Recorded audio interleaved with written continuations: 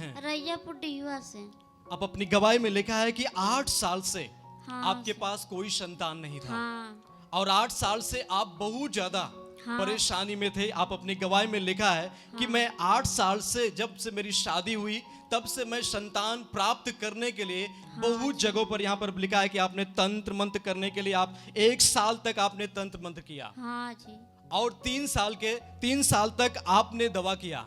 हाँ। तो जब दवा कर रहे थे तो उस समय डॉक्टर आपको क्या बोल रहा था? गांठ बोल रहे हैं कि आपको अल्ट्रासाउंड किया और चेक किया, चेक करने के बाद आपको बताया कि आपके बच्चेदानी में आपको गांठ है। हाँ। फिर डॉक्टर क्या बोला कि आपको संतान होगा कि नहीं होगा? नहीं होगा। वो बोला कि नहीं होगा कभी नहीं, संतान आपको। हाँ। क्योंकि आपके गर्भ में गांठ है, इसलिए आपको संतान कभी नहीं होगा। नहीं होगा। ऐसा डॉक्टर ने आपको हाँ, ऐसा बोला। डॉक्टर फिर बोला। आपने क्या किया?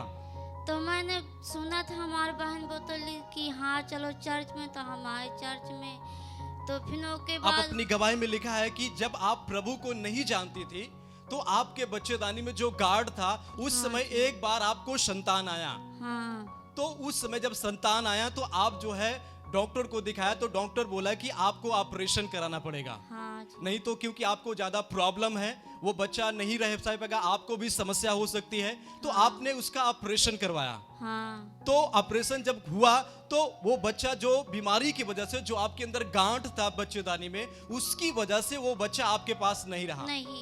नहीं रहा। नहीं। फिर आपको, फिर जब आप यहाँ पर परमेश्वर के प्रार्थना में आई, यहाँ पर यीशु आश्रम चर्च में आई, 3 महीने से आप यहाँ पे आ रही हैं। हाँ, फिर आपके जब गर्भ में संतान आया तो फिर आप जाके डॉक्टर को दिखाया। हाँ। तो डॉक्टर क्या बोल रहा था? बोला 15 दिन के पहले बच्चा निकलवा देना, नहीं बच्चेदानी तुम्हारी खराब हो जाएगी। आपको डॉक्टर बोला कि 15 दिन में आप जो है अपने जल्दी से बच्चे को बाहर निकलवा दीजिए, नहीं तो आपके बच्चेदानी पूरी तरह से समस्या हो सकता है। हाँ। तो फिर उस समय आपने क्या किया?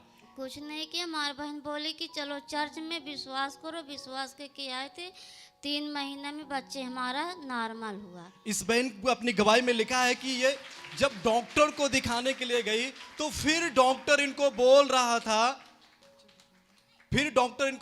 था कि आपको फिर ऑपरेशन होगा। और जब ऑपरेशन के लिए इनको बोला गया तो फिर इनके अंदर डर आ गया, इनके परिवार के लोगों को डर आ गया कि उस समय भी ऐसा ही समस्या था कि डॉक्टर इनको बोल रहा था कि आपको फिर से ऑपरेशन किया जाएगा, और फिर वही समस्या इनको होने लगा। फिर डॉक्टर जब ऑपरेशन के लिए बोला तो उसी समय इन्होंने किसी के द्वारा, किसी बहन के द्वारा ये प्रभु यीशु मसीह का सुसमाचार को सुना और ये विश्वास के साथ इस चर्च में आई और इनके लिए प्रार्थना किया कि जो डॉक्टर बोल रहा था कि इनका ऑपरेशन से बच्चा होगा, लेकिन इनके लिए जब प्रार्थना किया गया, परमेश्वर ने इनको आशीष किया और इनके लिए नॉर्मल डिलीवरी देकर 8 साल के बाद प्रभु ने इनको एक बेटी देकर आशीष किया है। जोर से ताली बजा के दबाए। अपनी बेटी को थोड़ा सा उठाकर लोगों को दिखाइए, कैमरे में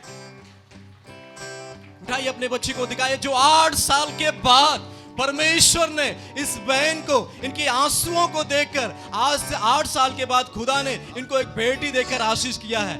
तो इस गवाही के लिए अपने हाथों को सभी लोग उठा करके उस परमेश्वर को धन्यवाद करें जो 8 सालों के बाद खुदा ने इनको एक बेटी देकर आशीष किया है। जोर से तारीफ करें उस परमेश्वर को, धन्यवाद करें उस खुदावन को, जोर से तारीफ करें उस परमेश्वर को। यीशु आश्रम मिनिस्ट्रीज की हर लेटेस्ट अपडेट को पाने के लिए हमारे YouTube चैनल को सब्सक्राइब करें और नोटिफिकेशन पाने के लिए बेल आइकन को जरूर